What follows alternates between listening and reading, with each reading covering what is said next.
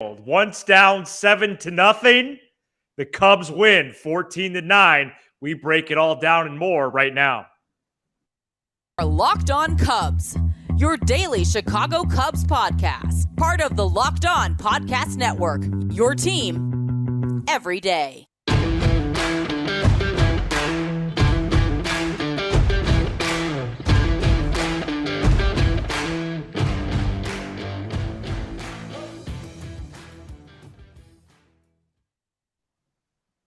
Alongside Sam Olber, I'm Matt Cozy, and you're tuned into Locked On Cubs, part of the Locked On Podcast Network.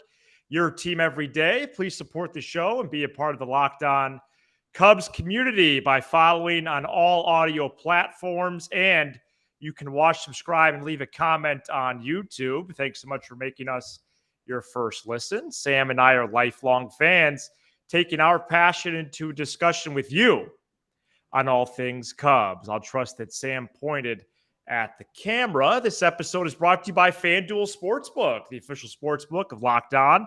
Make every moment more with FanDuel. Visit FanDuel.com/LockedOn today to get started. Let me tab over. Wow, it is great to see everybody and be with you live here on a Tuesday evening, 10 o'clock straight up Central Standard Time.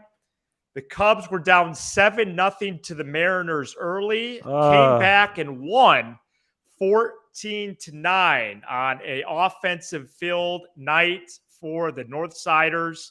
What a baseball game, Sam. Let's get into it. Look, I'll start by saying this. I'm a very relatively healthy guy.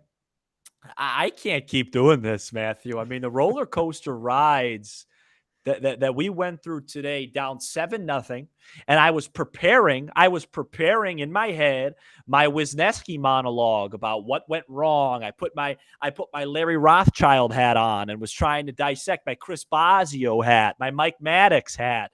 I was trying to dissect everything that went wrong, and then I blink, and the Cubs are up 8-7 in 20 minutes. That's all it took. And I don't know what to think. And I'm starting to think about how special this team might be, and I'll make it up. Starting to get sick and tired of everybody, including Jed Hoyer, saying that this team can't slug and can't hit. They look like they could hit to me, folks. And then two touchdowns. As I'm calling my dad to update him on all this because he missed the first 4 innings, Swanson gets hurt, and we go through that panic mode. But it looks like we might have gotten some good initial news on that. And there's just a lot to get to. Where would you like to start? Look, here's what I'll say. We're going to get to Swanson. We're going to get to some fan stuff. We'll get to Wisniewski. Let's just start with the game itself. I mean, what was your takeaway? And everybody comment. I mean, what was your takeaway? I mean, it has to be Velazquez, doesn't it? Well, yeah, I would say the third inning is a good landing spot. Capped off by the Velazquez grand slam. What a first start of the season for him, just getting promoted on Monday. And quite frankly, I am trying to build a studio in my place, and I saw they were down 7-0. I did not have a game of my own today. Okay, I'm going to work on this thing. Boom. 15, 20 minutes later, Sam Olber's calling me. What does he want? Why would we even go live tonight? We should probably just cancel it, by the way. I'll pick up your call. 8-7 Cubs. I mean, you got to be kidding. It really just started from there. I mean, just an amazing night, incredible comeback. We are going to get into Swanson, but you have 8 in the third. You tack on 2 in the fifth, 3 in the sixth. Michael Rucker, great recovery job. Hayden Wisniewski disappointing today. The bullpen follows Rucker from there, and you put up 14 runs. You're now 6-4 on the year. There's a lot of good things. Yeah, I mean, Velazquez had one of the, I mean, his at-bats today, I mean, the grand slam's the headline, but then even the at-bat after that, he's facing a guy by the name of Diego Castillo, who's a heavy slider pitcher. He uses his slider more than he uses his fastball, and it's a very good slider and has been for quite a while. And he looks really bad on the first 2 sliders, goes 0-2, and then ends up working a walk and kind of spitting on it. There was a lot of maturity there. Mancini had a good game against the righties, although he made a pretty big error. But you got to, he had a big swing of the bat. Bellinger hit. Horner. I mean, is there any when Nico Horner's up with in a big spot? I put my feet up. It's the most relaxing part of my night. And I even tweeted out. Yeah. And it's a little bit tough because I'm on a little bit of a delay because I'm watching through the app. So sometimes it looks like I'm tweeting and I already know what happens, but that's not true. When it was 0-2, I literally tweeted, I go, it's 0-2, second and third, one out. Couldn't feel more comfortable with Horner here. Couldn't feel more comfortable. Base hit, right field. Nostradamus over there. Rucker, outstanding, like you said. Alzolay, very good. By the way, I know he hasn't pitched well. Julian Mayweather's a big league reliever. I mean, he's got really good stuff. Let's just, before we get into Dansby, let's just real quick talk about Wisniewski. Because that was that is something that we have to speak about. That was uncompetitive. That was ugly. And literally from the second pitch. Yeah. So first, let's acknowledge that the Cubs did not play well behind him. Mancini and Swanson both made errors. The strike zone was the exact antithesis of last night, where it was very tight, and he did get squeezed. But I'm with you on this one. That did not impact the game. I don't know what's up with him.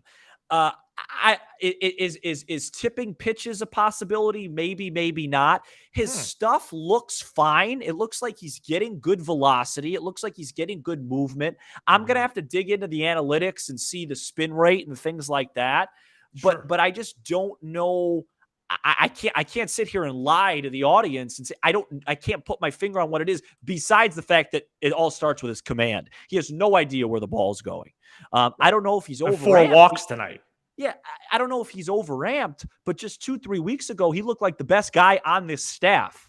So I don't know if it's a mental thing. Right. I don't know what it is, but it's something the Cubs have to address. I am in the camp. I do not want to see them send him down yet. I think he deserves one more start in Oakland. It's a pretty soft landing spot there, and see if he could figure this out. Pitching is not linear. It's not something where you just, if he's bad now, it doesn't mean he will figure it out. Right. And Drew, Drew just said, how do you address the issue with him? I don't know. I wish I did. If I did, I would tell you. But something, I don't know if it's mechanically, but something just feels off. It just feels like his first 2 starts, he just doesn't have a feel for his pitches. He's throwing Eugenio Suarez 0-2 breaking balls, middle. The pitch selection's been off. His vibe's been off. He keeps kind of doing something with his shoulder. Yeah, he's twitchy. I just don't feel good about him right now, obviously.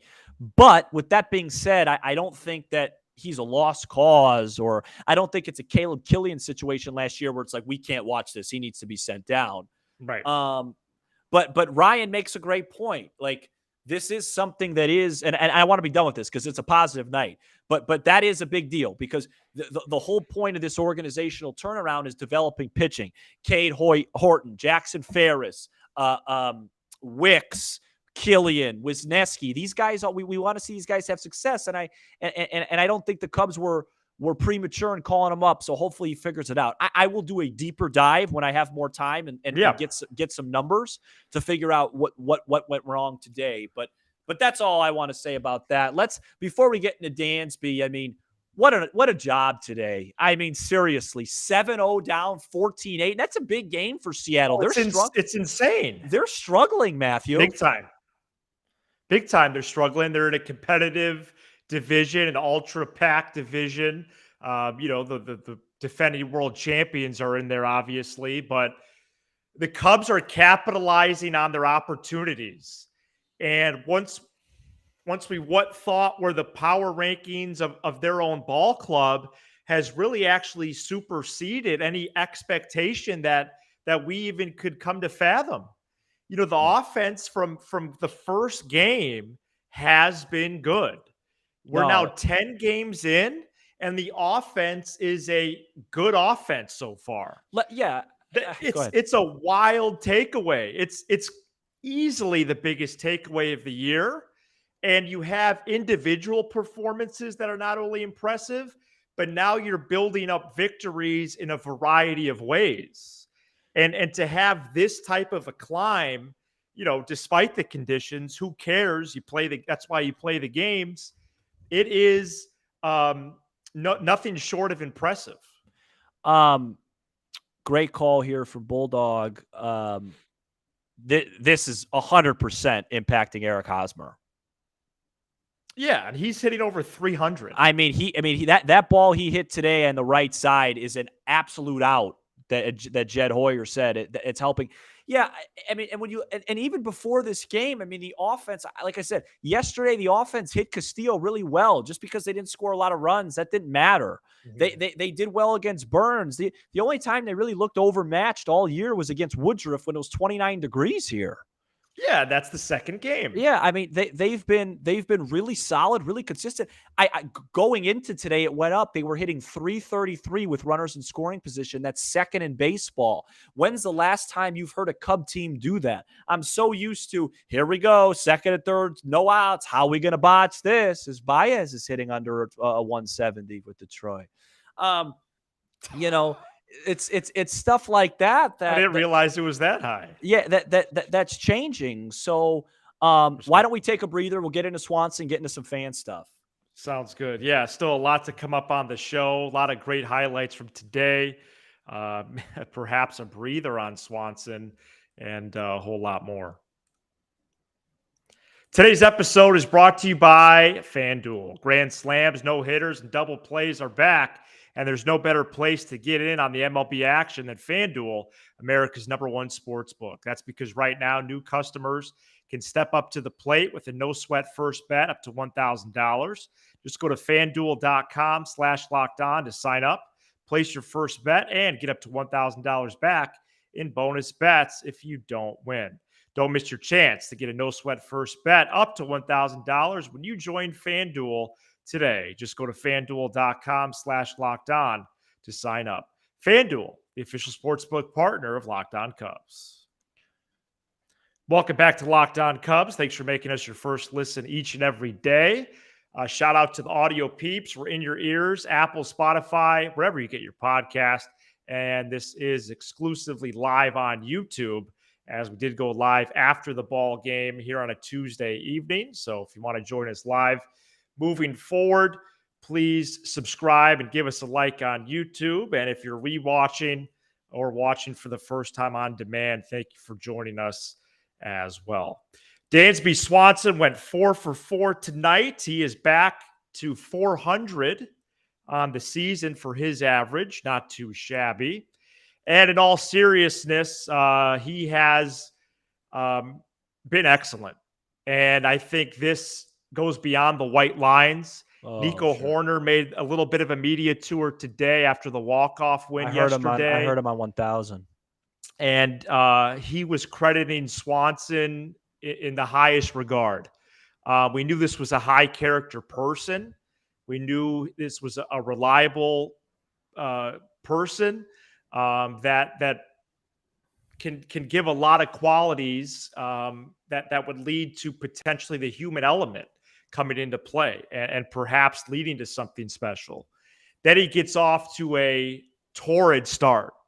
Not only impressive defensively, but just excellent offensively as well. And after he went out for the 6th inning, got a GB, threw it to first. He did remove himself from the ball game. The Cubs reported in the 8th inning that it was lower left side tightness. And it looks like reports in the locker room right now is that it could be something minor in nature. More news to follow on Wednesday. Yeah, and Ross even used the word cramping, which is really encouraging. We had a discussion over this. My thing with Swanson is speculating injuries is not what I'm good at. I tend to be better at it than probably I'd want to be, but it's just dangerous. You just don't do it. Why I was concerned is he's just not the type of guy to pull himself. So when you see somebody Right. pull themselves, it's dangerous. So we'll see. His wife is going through a really rough time right now. She is a star player for Team USA just months before the World Cup, and she tore the patella tendon in her knee, had surgery today. So he was probably with her. So Ross cited that. Ross said it's not too serious. Look, my whole thing is I'm going to take that good news and run with it. But in the back of my mind, I just want to be patient with that because, Ross isn't a doctor. Who knows? We'll see. My guess is for sure he doesn't play tomorrow. Then you get that day off, and then Friday will be the teller. If he's back in the lineup Friday night, we'll see. But I don't want to speculate. I thought it was a little bit – I was really worried. The word that scares you is oblique. That's the word that scares you. It scares you with Seiya. It scares you with Glass now. It scares you with DeGrom. It scares you with any of these guys. So as long as you don't hear that word and he's back Friday night, I feel good. We'll leave it there. I obviously don't think it's anything that's going to keep him out like months. So if he was out a couple of weeks, all you do is you shift Nico to short, Madrigal and Mastrobuoni start platooning at second base, and you go from there. But hopefully it doesn't come to that because I think the biggest strength of this team is their shortstop and their second baseman, both offensively, both defensively, both with their character, their leadership, their approach to the game. It's called being winners, and those guys are winners. So 100%. We'll see what happens. I think I don't want to speak for it. It's your call more than mine. We'll probably just address roster stuff for Thursday show because there's just so much to speculate. That. I mean, we could be on here for 2 hours today. I think we could zoom in on Velazquez, and then the other things we could leave for later. Well, in the week. So look, let's just be transparent. You and I had a nice little friendly argument over text today, and I said there's no way. I always call him Alex Rios. There's no way Edwin Rios gets DFA'd or sent down. I thought he'd be in the lineup today, but Flexen was a heavy reverse split guy. It worked out for Mancini. He had a home run off of him. So shout out David Ross. That's why he's the skipper, and I sit home and just eat and watch the ball games. What'd you have tonight? It's Passover, so I had a salad. Okay, with some chicken in it. You know what I mean? Not exactly a gourmet. You know what I'm saying? Not exciting here. I might have a Nutri-Grain bar after the show. Okay. But I thought Velazquez was just up here just to bridge to Suzuki. But now, how do you? The kid hits a grand slam. He looked like Manny Ramirez out there tonight.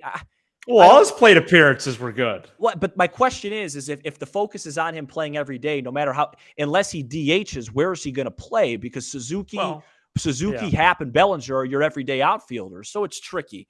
I do think that, by the way, this is a fantastic comp. Can I just shout this out, Jeremy? That's a El Caballo. Yeah, that's a great comp. His stance, there's a lot there. Nice shot. That's a great comp right there. Sorry, go ahead. Well, I think there's a path to Velazquez staying up because aren't we back at the same thing that we just discussed the last couple of days? If you do a Suzuki for Velazquez trade, there's still 3 major league outfielders on the team. Well, there actually weren't 3 though. In opening day, there were 2. Oh, there's 2. Right. You're right. But you're still right. There's 3 now, though. Yeah, a major league team needs 4 outfielders. I mean, what is they this, do? Softball? I think Velazquez stays just because the infield is a little more crowded. This game only helps. Maybe he starts on Wednesday as well against Logan Gilbert. We'll preview that in a few minutes, but I just don't see them sending him down right now, or I could see it. I don't agree with it. Edwin Rios, your tribe has spoken. No. Do I agree that he should only have 10 plate appearances? Of course not. The guy hits the ball hard. He's hit home runs already. But they don't play Rios. So in my GM brain, I'm the GM on the show. You would admit that, Sam. Rios is done. No. No, you could book it. No. You can't send that guy down and cut him. Well, what's he doing here, dude? Not playing. He's not playing, dog. I know. I just think I don't want to overreact. Of course he needs to play more, but he's not. I just think I know. I just feel like Velazquez, I don't want to see him be a part-timer. So does Velazquez slot? Because Hoyer is quoted saying he wants Velazquez and Morel playing every day. So if he wants that, how does Velazquez get in the lineup every day? Because Ross has a crush on Mancini.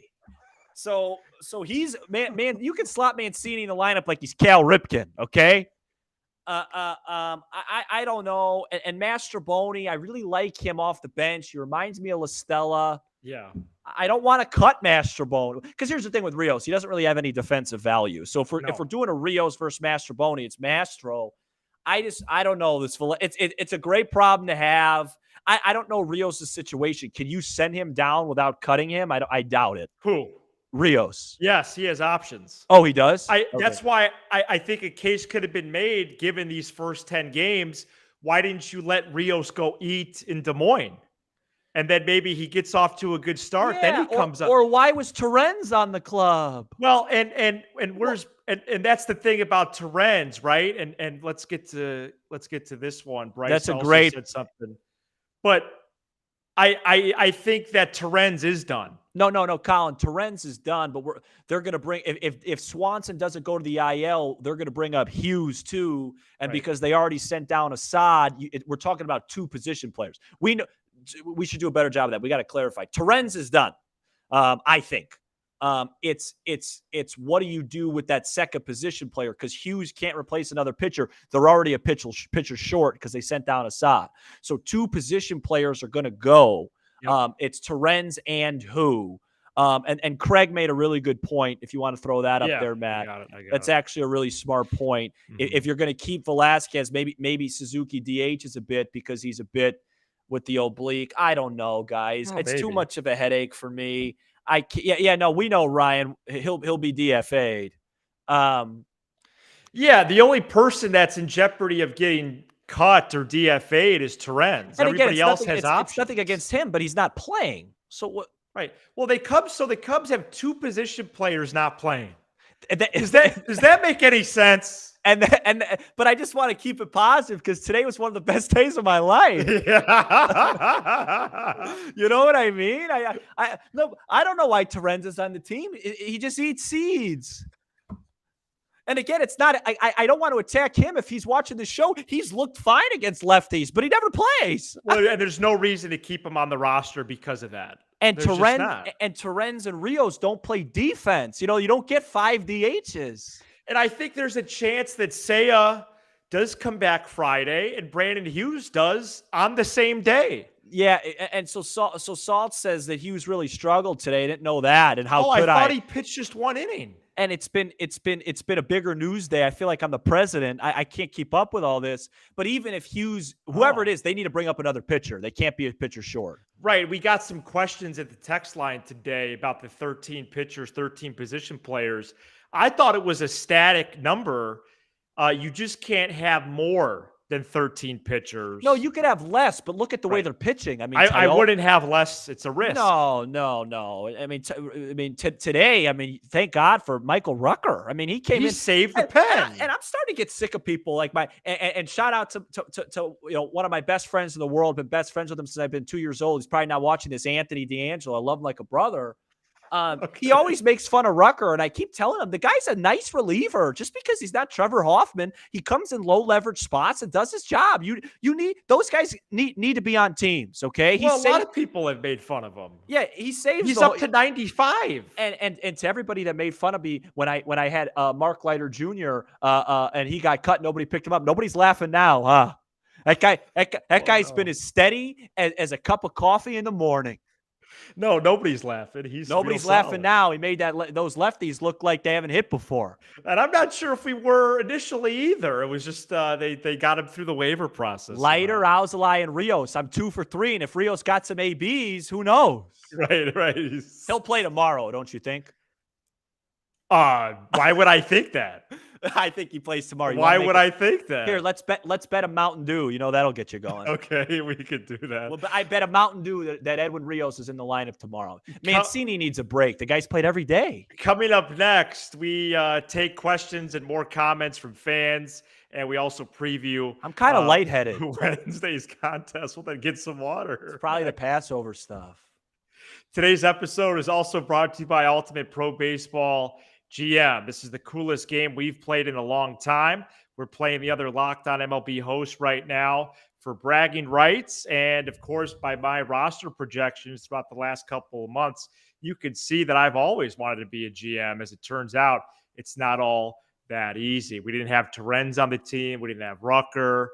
And if you've thought and fantasized about managing your own franchise, go and download Ultimate Pro Baseball GM right now. This is all in a challenging and realistic game world. Ultimate Pro Baseball GM is completely free and playable offline, playable on the go as you want and when you want to.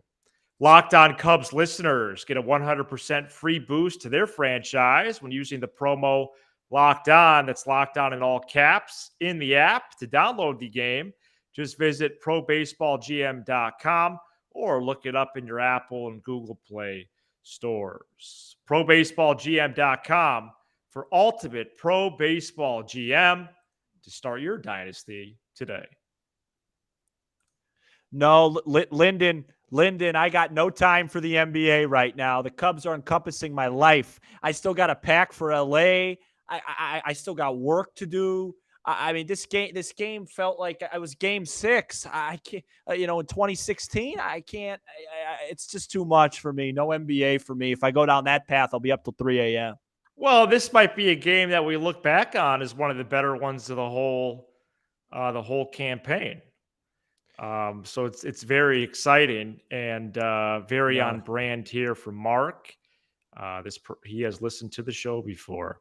No, I need a Built Bar. I need something. I'm on low energy here. I need a water to hydrate it. All right, so get us your comments and questions in the chat right now. Also, if you haven't smashed the like button yet, there's over 270 of you in here right now.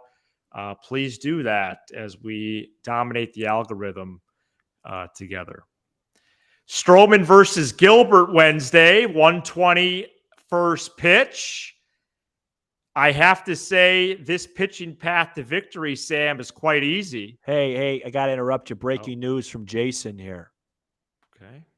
You could read it.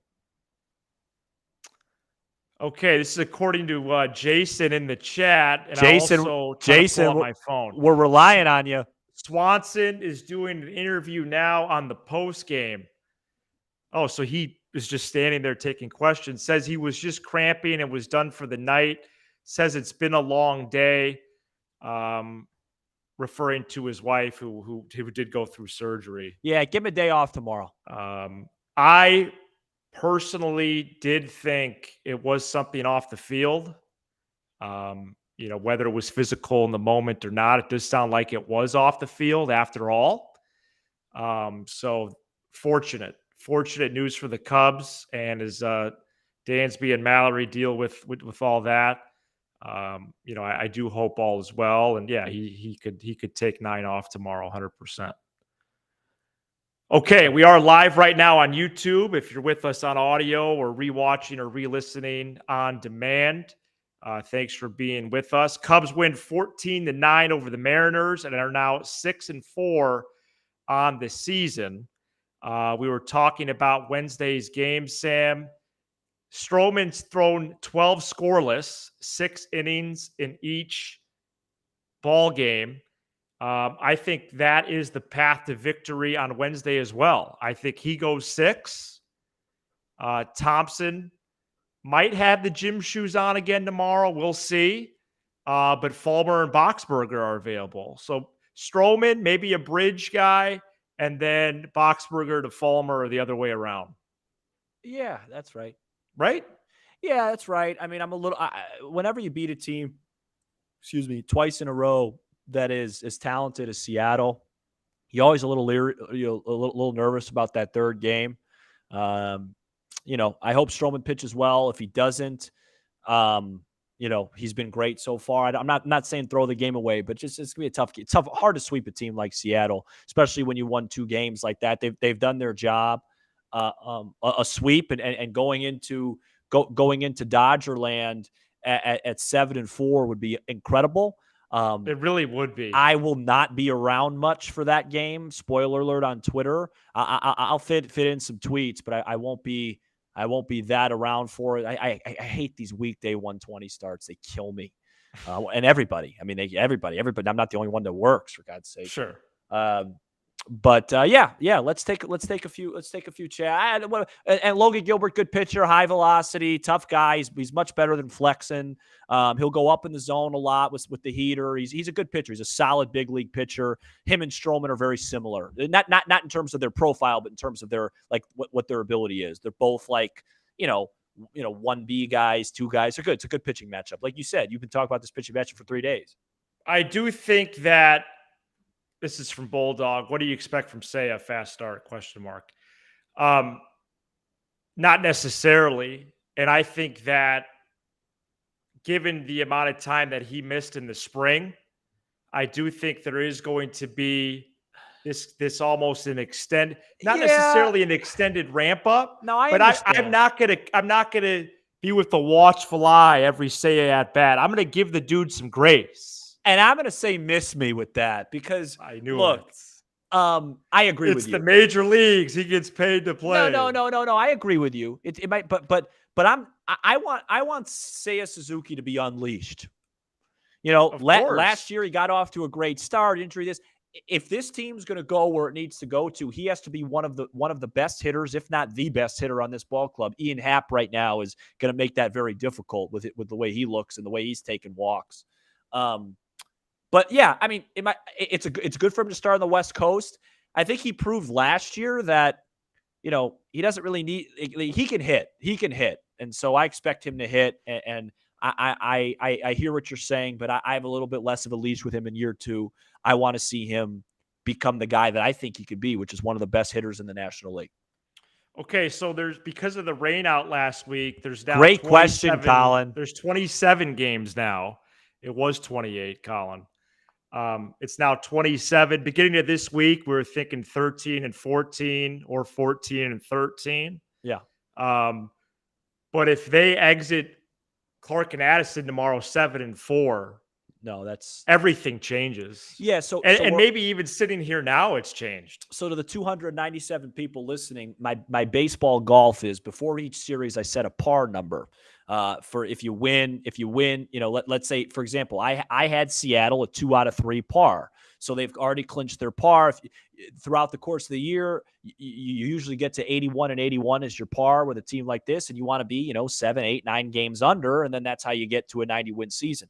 So I had the Brewers and Reds together at 3-3, but we skipped the game. So it was kind of weird. So we're like a half a stroke over. And then I actually had us at 2 out of 3 in Texas, 2 out of 3 in Seattle, where the chance to gain ground is now. I have us losing this series to the Dodgers. I have us splitting this series to the Dodgers. And then I have us losing that series to the Padres. So if we could gain ground there, that's where we'll start to make hay. But to your point, if we win tomorrow, that's a sweep. A sweep would put us under going into the Dodgers series. And by the way, not to spoil it, Cubs are dodging Kershaw and they see Urias on Sunday, but they get Syndergaard and whoever they're going to throw Saturday night, maybe Michael Grove. So it's not going to be that invincible to go in there and win a game or 2. That's good. That's great news. And let's see what else we got here. I like couple this. more because this. if I don't eat by 10:40 Central Time, then you're gonna have to find a new host. Okay, great. Here's a good question from Jeremy. Will Hap, Dansby, and/or Nico make the All-Star team? Well, first of all 3 are playing like it.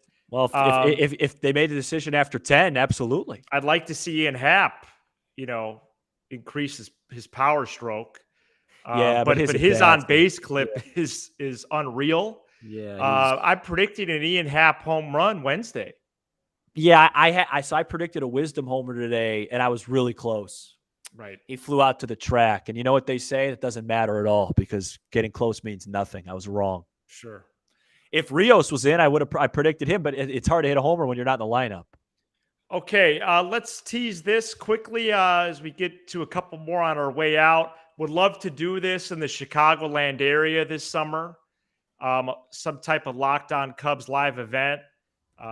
We've tossed it around sometimes in passing, sometimes comedically, but I think it's time, and so I think this June, July, perhaps, to do something would be really good. Hey, this is a good question. When am I going to get a hoodie?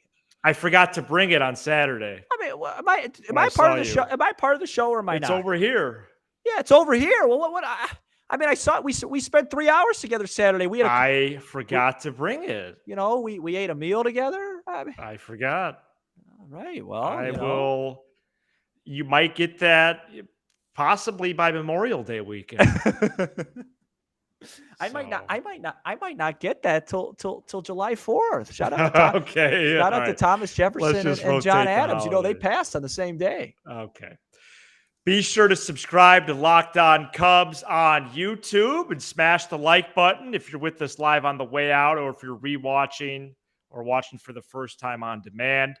Apple, Spotify, wherever you get your podcast on the audio side. Growing every day on audio as well. Really enjoy that part of this as well.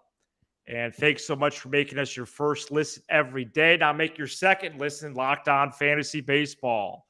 Listen to Matt and Dom as they bring you the best fantasy strategies all season over at Locked On Fantasy Baseball.